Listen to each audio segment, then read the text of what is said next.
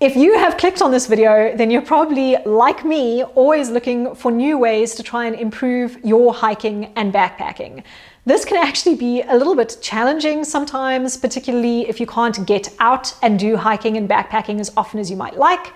But here are tips that have helped me and really improved my backpacking and hiking knowledge. Welcome to Roughing It with Ruth, the channel where everything is a bit rough around the edges. My number one tip that has definitely helped me the most out of anything to improve my own backpacking and hiking knowledge is to just hang out around other people that do hiking and backpacking and really listen to them and look at all the different ways that they do things, ask them questions. You don't necessarily have to go on a hike with them, but doing things like joining a hiking club can put you in contact with a lot of other hikers and backpackers who all will have different perspectives on things. If this is not something that is immediately available to you in your own local area, then you can check out online forums, even Facebook groups.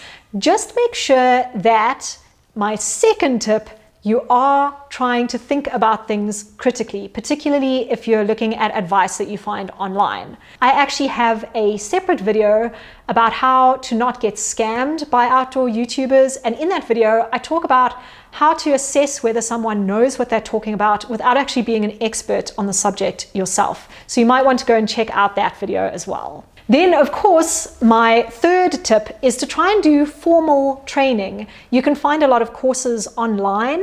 You can also find courses generally in your local area if you look around. Hiking clubs often offer courses like navigation courses or first aid courses, and those sorts of things can be really, really beneficial. Even courses that are not specifically related to hiking and backpacking, such as how to take out alien invasive plants or how to recognize alien invasive plants in your own area. That sort of thing can actually be incredibly helpful and can also bring you into contact with a lot of very knowledgeable outdoorsy people. Then my fourth tip is probably the most fun, and that is to experiment with things at home.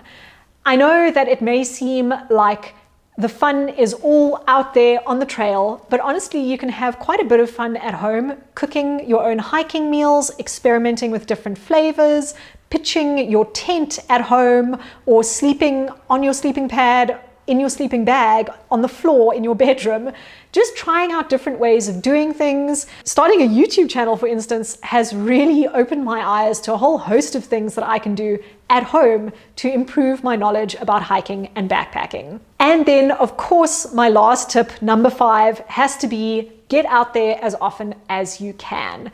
Don't beat yourself up if that doesn't seem like all that often to you, but when you do have an opportunity, grab it with both hands. The more frequently you get out into the outdoors and you try different things, the more knowledge and personal experience you're going to gain. So definitely try that out as well. Oh, I can see my camera's overheating. Okay, that's it. Done. Thank you so much for watching this video.